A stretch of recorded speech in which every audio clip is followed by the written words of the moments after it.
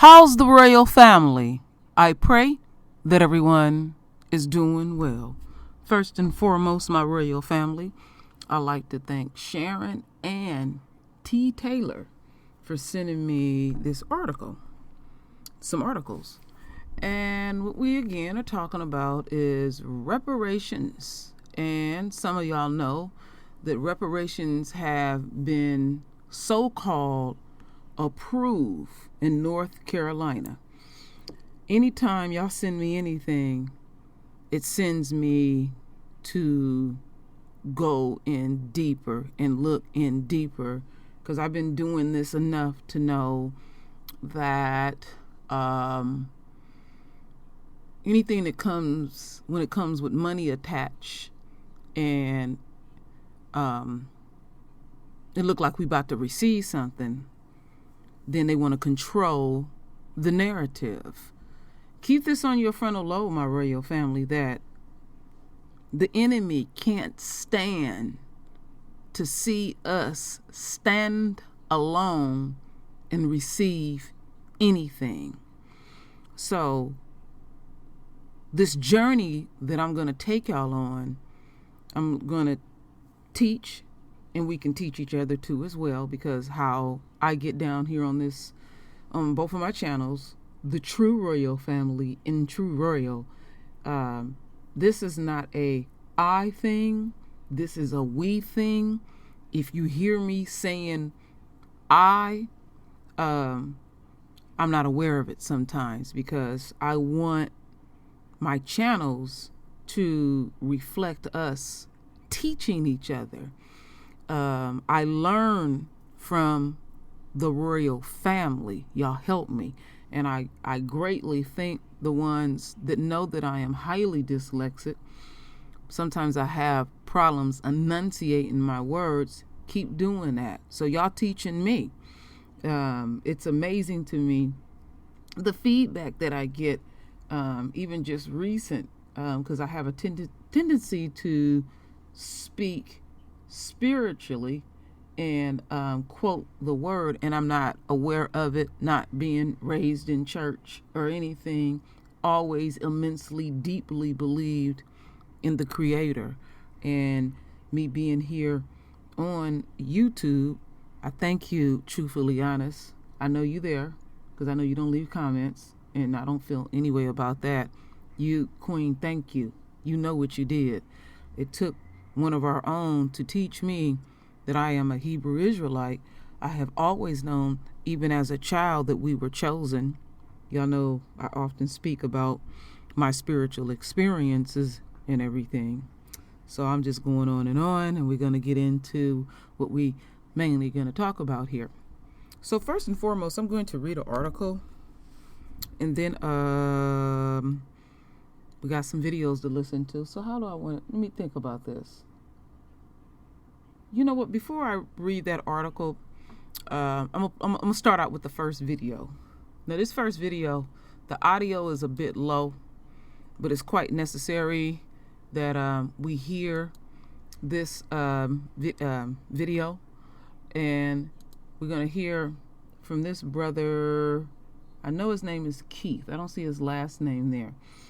I don't trust him at all. And I'll tell you why after this first video. Let's see here. Okay, his name is Keith Young. So this video is a little over 9 minutes, and again, I have everything amped up, but let's listen to this and really fully understand when they're saying reparations approved by the City Council of Asheville, North Carolina.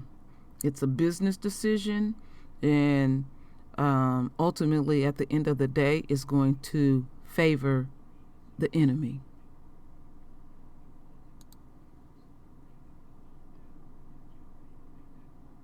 Reparations for the descendants of African slaves in America has long been debated. Black lawmakers on different levels of government have tried to get reparation bills approved, but are usually met with overwhelming resistance. Until now, Just this week, the City Council of Asheville, North Carolina, unanimously voted to provide reparations to Black residents of the city. Not only did the council approve the reparations, but it issued an apology for the city's historic role in slavery, discrimination, and denial of liberties to Black residents. Asheville's City Council member Keith Young pushed for this resolution, and he joins me now. Welcome. It's so great to have you, Keith, and congratulations on this new legislation. The reparations, of course, aren't going directly into someone's pocket, correct? You have a plan on how that money is going to be spent. Can you explain the plan? That's right. Reparations is a very complex issue, and it requires a solution that looks beyond a one-time payment or check. The same systemics that allow Confederate statues to go up and disparities in policing to continue are the very same systemics that recycle itself generation after generation. What we're looking at here is there needs to be a step-by-step approach which will break down the problems that we face as a Black community to its root causes and kind of identify some entry points and search for some solutions. From there, we'll be able to take action and reflect upon it and do that again, sort of a wash, rinse, and repeat, so to speak. It's set up to be something that will live beyond the current council and the current city manager to continually look at these issues that are affecting Black individuals in this country. We need to be made whole in areas such as healthcare, education, employment, criminal justice, business ownership, home ownership, and overall equity, and of course, generational wealth, where in all of those categories, Black Americans have disparate numbers. So just to be specific, are you talking about a fund that will be set aside that people can apply to for things such as education, home ownership, businesses, etc.? Is that what you're talking about? A separate fund that will then, people have to apply into, or will the fund recognize areas and hand out the money? So as far as the funding is concerned, there is no specific fund that will be set up. We have a Department of Equity and Inclusion, and we are setting up a reparations commission for our community. As far as the funding is concerned, we will reallocate funding based on the needs of the community. I know that there's a great push right now for reimagining how we do policing in America, and in our local governments, there are some pushes even here to see how we can reallocate funding in that way. The larger picture of funding, though, needs to come from the federal and state governments. I think this is something that America cannot turn its back on right now, and we need to have that conversation on a federal level. I don't believe that will happen with this administration, but we will see what happens with the next. Do you think, though, are you heartened to see it happen more and more, on the local level? It is a conversation that can be sparked on the local level, but in order for it to really be something that is going to take hold and really be effective, you have to have support at the federal levels. I don't believe that's going to happen with this administration, but I am hopeful and believe that hopefully the Biden administration would do such, and believe they will. So did the council consider handing out funds to Black families and letting them decide what they wanted to do with it, rather than putting it aside to things that the fund determines is valid? I think that to some people would be the first thing that comes in their mind as what reparations is.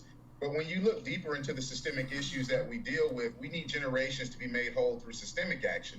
And the same systemic actions that got us here and have produced policies that have outlived many dead politicians and generations of dead Black Americans has to have a solution set up in the same manner. So just kind of giving money away and checking off a box saying we've made our obligation to Black Americans is simply not the answer. We need something that's going to be systemic in nature. We need not incremental change, but institutional change, things that are going to be embedded into our institutions for a long time to come. Because the hundreds of years that Black Americans have suffered in this country through systemic oppression is not going to be taken away with a single one-time payment and America saying we've checked our box off and made our obligations to our past. I think America right now is just now becoming awakened to its original sin, and we are definitely going to try to make amends for that. I understand your point about, long-term change and establishing the basis for that, but why can't it be both? Why can't you also cut a check, to African American families as well as take some of that money and put it towards long-term change? Oh, it very well could be. It very well could be. I'm not ruling that out. I think, though, that one of the most important parts of the process, though, is to make sure that it is a commitment that is long-term, and local governments, state, federal governments, however this materializes in the long term, doesn't walk away from that commitment with just saying, we gave you some money and so everything should be good, while the systemics that created these issues still reside. Right. So one council member says that you received numerous comments from people asking, why should I have to pay for what happened during slavery? And that is something that a lot of people ask. So what is the answer to that? And have you received any backlash over this approval for these reparations? Oh, there's definitely been some backlash. I think any change in American history, anything that happens doesn't happen in a bubble, in a vacuum, and it doesn't happen without some sort of redress from the public. I think when you go back and you look at the civil rights movement of the 60s, we all like to celebrate, say, Martin Luther King to this day, but he was not a celebrated figure in that time, and what was being pushed at that time was definitely not celebrated by a large segment of the American public.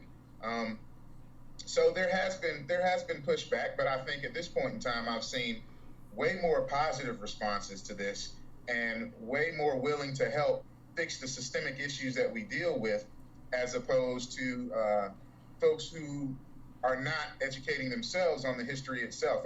I've said to a lot of folks a lot of times, I don't believe that it is my specific job to educate the American public or our local public on the history of America. I think it is definitely out there for us to educate ourselves and understand what has actually happened to Black America when you go from chattel slavery to Reconstruction, Jim Crow, the Civil Rights era, urban renewal, redlining, all these different things that have happened that are out there.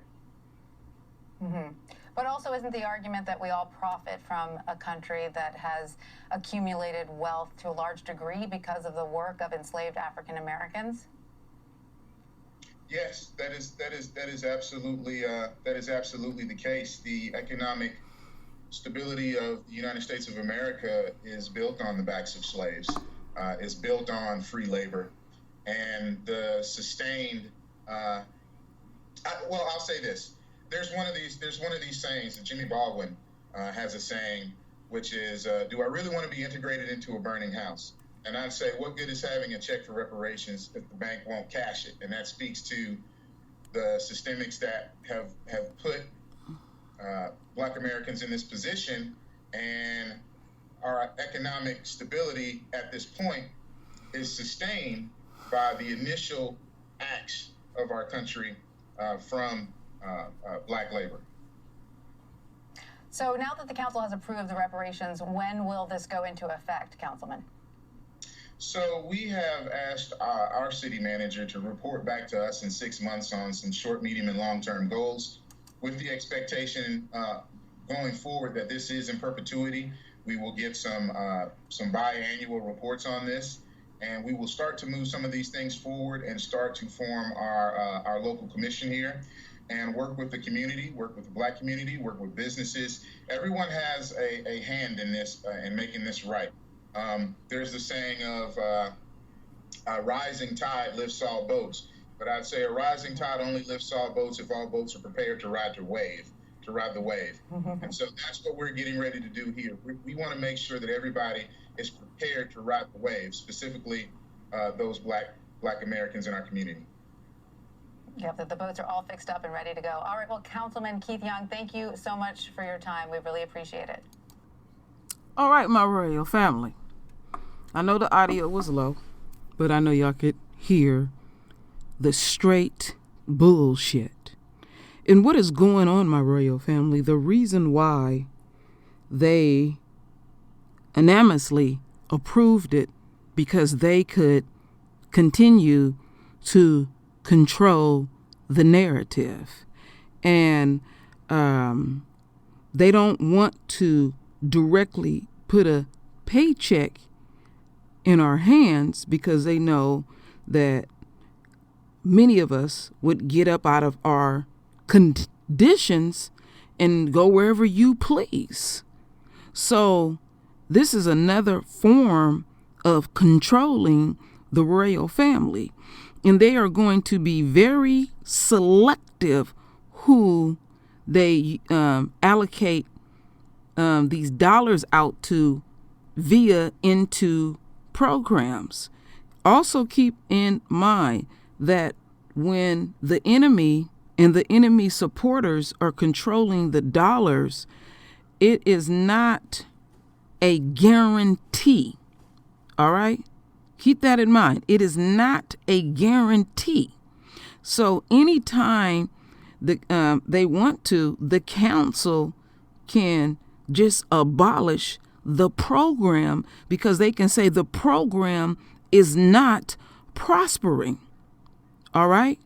Now, what I want y'all to keep on your frontal lobe, but first I'm going to read the article, and we're going to get into some more videos. The last part I'm going to show. I want y'all to keep this in mind, what they're talking about. 6 years ago, North Carolina set aside $10 million in reparations. Keep that on your frontal ass lobe. All right? What they talking about. That's why I said that Negro is a straight ass coon. He's saying everything that keeps the enemy comfortable.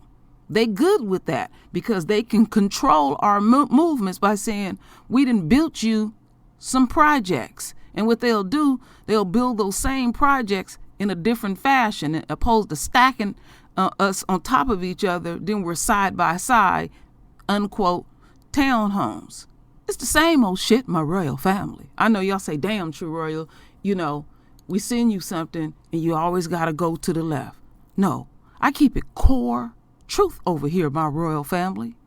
The best for the royal family. We're not going to fuck around and talk sweet over here on this channel. And the enemy that's listening, run back and tell that. All right? So let me get into this article, and then we're going to get into the rest of these videos.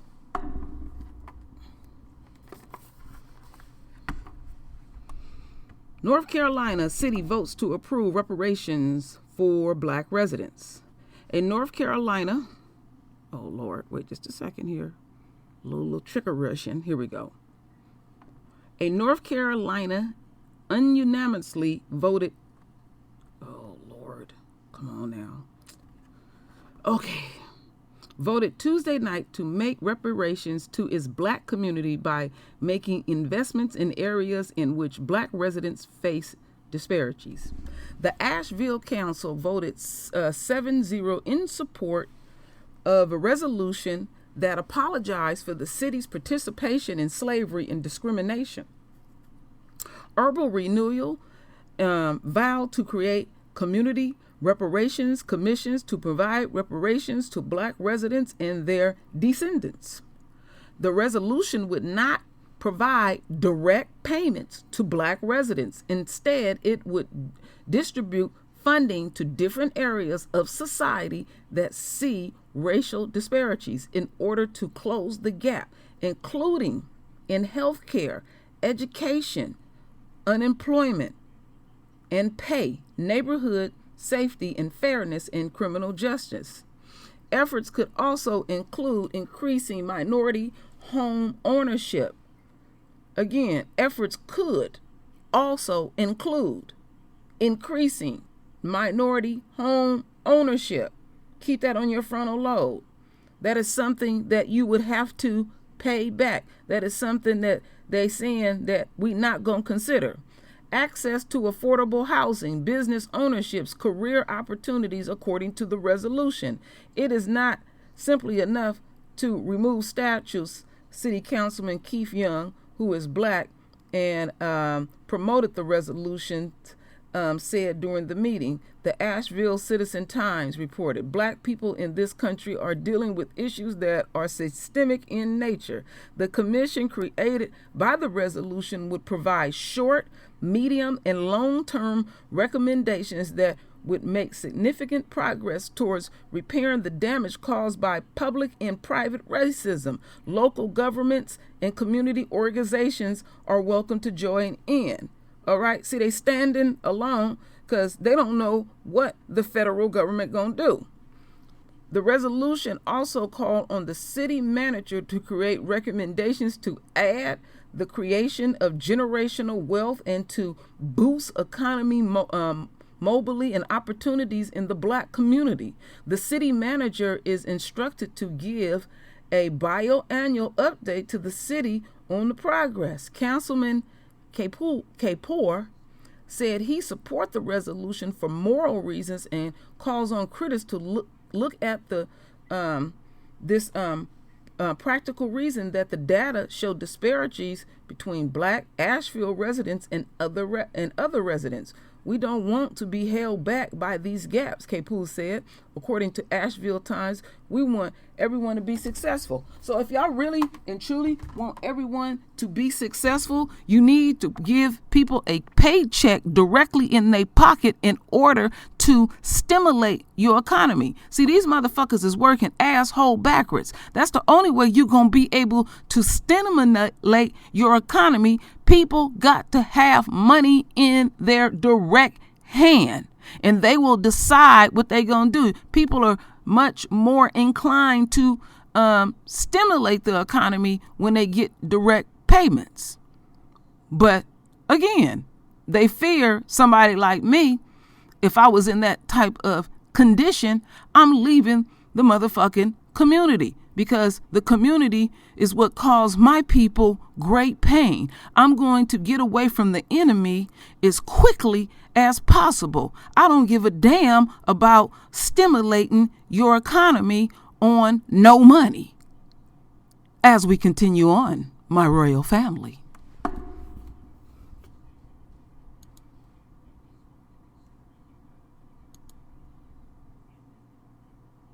Justice and equality are growing louder in America. With those calls comes a renewed interest in reparations. Reparations are the act of making amends to someone or a group of people who have been wronged. Germany paid billions of dollars in reparations to Holocaust victims or their families and to Israel after the Nazi atrocities of World War II. And in 1988, the U.S. paid more than 80,000 Japanese Americans who were held in internment camps during World War II. They each got $20,000. But African Americans have never gotten reparations for their 246 years of slavery. Lawmakers have introduced bills in Congress to study reparations and whether it's possible, but most have never gotten very far. In 2008, the House of Representatives issued an apology for slavery. And in 2019, bills to study and develop a proposal for reparations were introduced into both houses of Congress. But the legislation languished.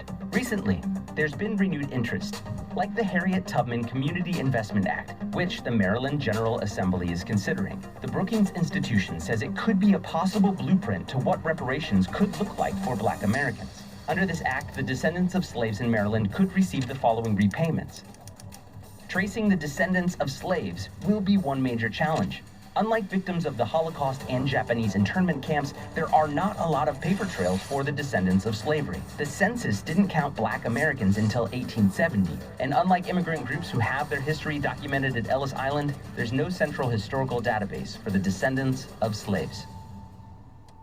All right, my royal family.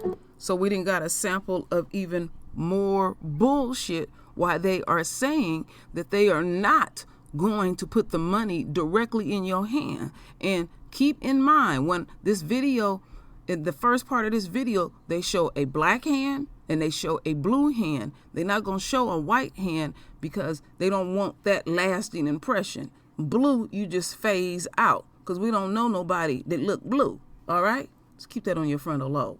Now, let's get in a little bit deeper. Another video, and then I have a audio that I want y'all to listen to.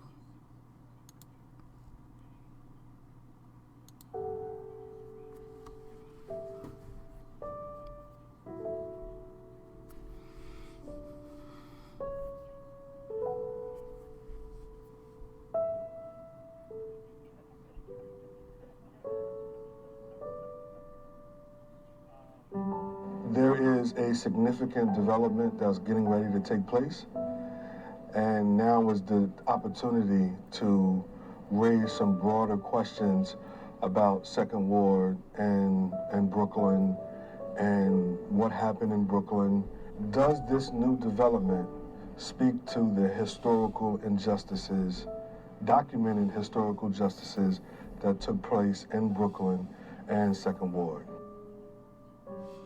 This is another opportunity to move people of color and poor people out of the center city areas and Charlotte, quite frankly, to build Charlotte into some mecca city that doesn't include people that look like me. We want truth-telling.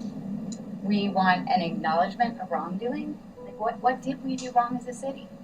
A lot of us moved here, but we need to take responsibility for this city of which we are now a part. And then we want to talk about what does restorative justice look like. There's very little that's reserved for the people who need the housing the most, those at 30% of the area mean income or AMI and below, unless they're seniors. Calling a $700 million development Brooklyn Village with only 10% of affordable housing within it, that's not restorative justice for the injustice that happened. And so our position is you have to be intentional about ensuring those people who have 30% AMI and lower have the ability to have housing in the very space that they left. This was their home for hundreds of years. Talking about thousands of people of color displaced. Brooklyn is important because of where people, their lives stem from, that birth of blackness. The city cannot be made whole unless we address those pains and those injustices that were created by broken promises. Now that there is an understanding that there's something, it's okay to rethink your position and say, you know what, let's do the right thing here. And this is an opportunity for all of Charlotte. All right. So y'all got a feel of that and what they are proposing, and what they are proposing is something that will make them, again, comfortable and aesthetically pleasing to them. You know, it's ultimately it's about them. And even though they didn't sprinkle in a couple of black folks, they're gonna go along and get along because that's where they get their paycheck. Now let's get into this audio, and they're gonna spell it out again. Keep that $10 million in reparations on your frontal lobe. Just a quick word from our sponsor. If you've been harmed by the carelessness of someone driving a company vehicle, the injury is referred to as personal. So if you've been hurt by an 18-wheeler, call Herman & Herman in Corpus Christi at 361-201-1226. They take personal injury personally. Reparations for Black people approved by this North Carolina city. Here's how it works. 6 years ago, North Carolina set aside $10 million in reparations to compensate victims of a state eugenics program that forcibly sterilized more than 7,000 people well into the 1970s, many of whom were black. Now one city has approved a different set of reparations. Asheville City Council in Western North Carolina on Tuesday voted unanimously in favor of a resolution that supports community reparations for black residents. Black people have been unjustly enslaved, the resolution states. The city of Asheville apologizes and makes amends for its participation in and sanctioning of the enslavement of black people, for its enforcement of segregation, and its accompanying discriminatory practices, and for carrying out an urban renewal program that destroyed multiple, successful black communities, it continues. City council members on Tuesday evening each made remarks on the resolution, then took turns reading it aloud before voting 7-0 in its favor.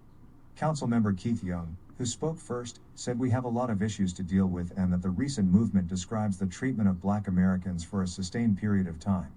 I am a black man with a black family, and anything that we do, in my mind, has to outlive the emotions of this present moment because the future success of my own...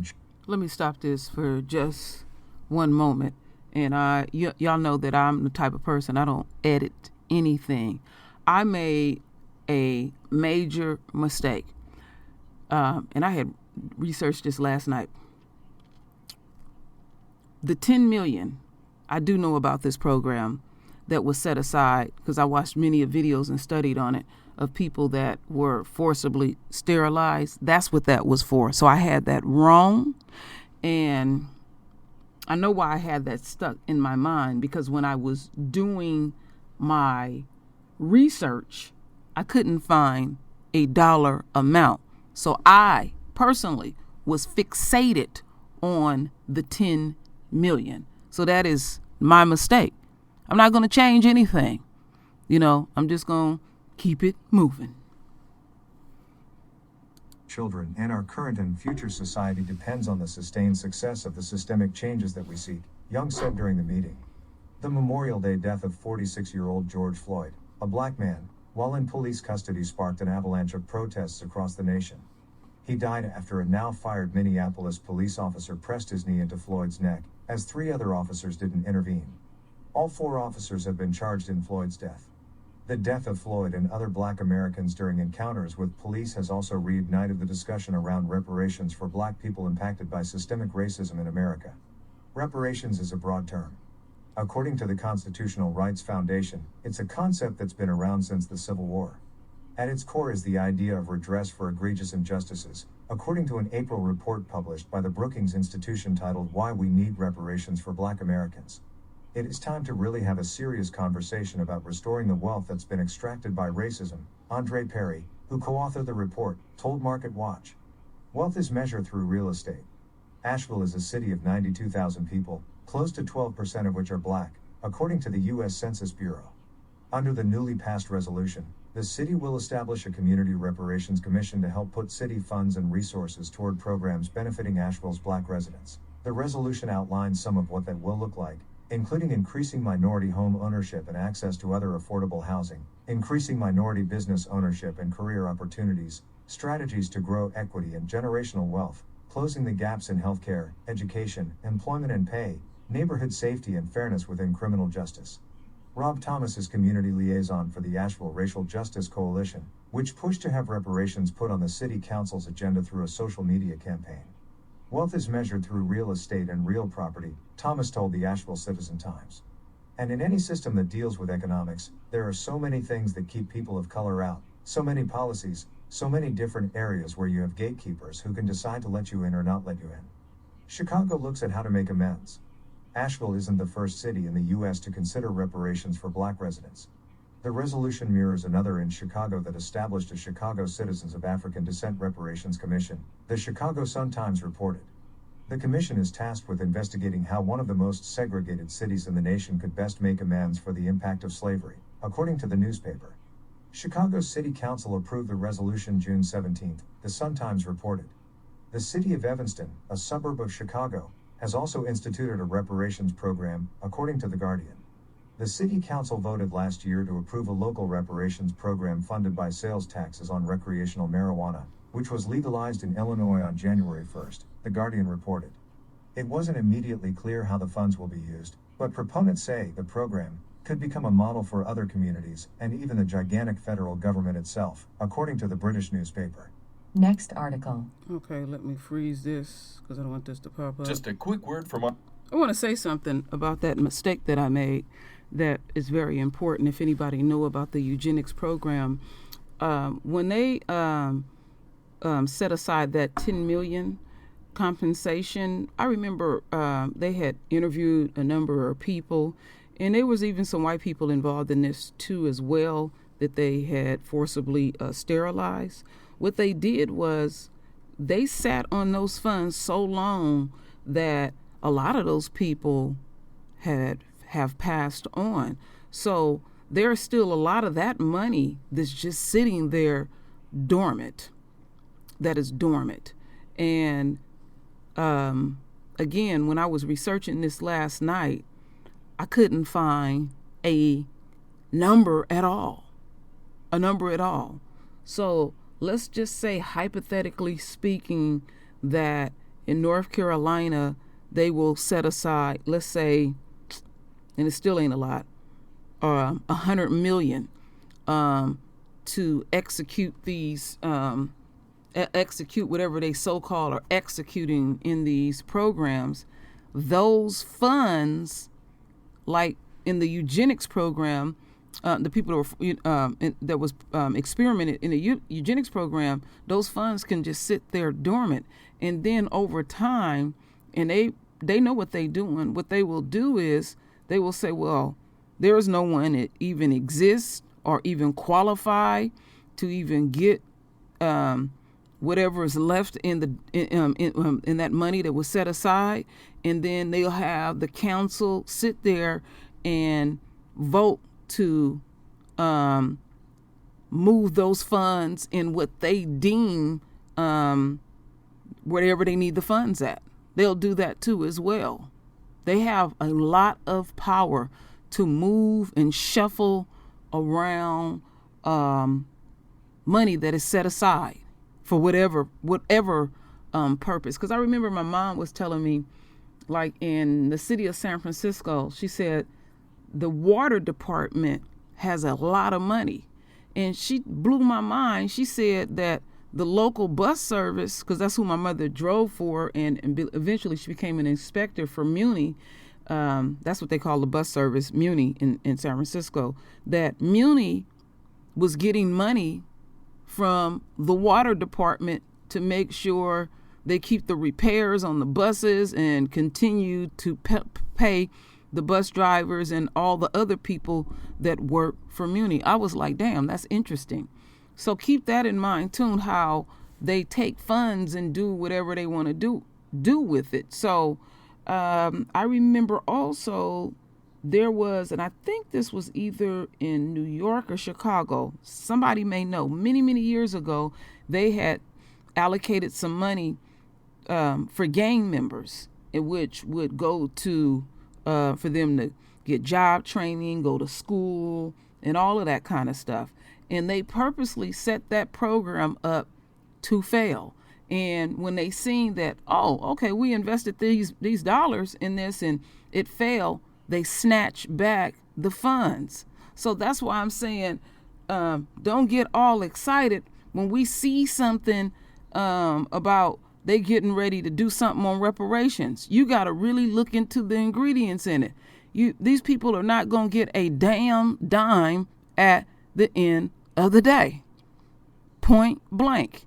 They controlling the narrative. They cannot stand to see us stand alone and get millions and trillions of dollars directly in our pocket, because they too worried about how the enemy feel, how they will look at it. But in turn, they so damn stupid, they want the economy to be stimulated, just like what's going on now with the coronavirus. There are probably about 40 million people in America that don't have no job, and they trying to figure out a way to get the economy stimulated, but you don't want to get no stimulus checks. You don't want to increase the unemployment. You don't want to do nothing, but you want people to get out there and buy shit. They work asshole backwards. They really do. And stuff. I don't get it. They act like this money is theirs. That is our money. We are taxpayers. I mean, these people play way too many games. But we're going to focus on reparations. So forgive me, family, that part that I had screwed up. But it is what it is, my royal family. You know, I'm going to keep it core here. If I screw up, I'm going to own it and stuff. But y'all know where I'm coming from. So anyway, my royal family, render your voice with your beautiful divine words. And as always, my royal family, I thank you for your love. I thank you for your support. And with that said, Ashe.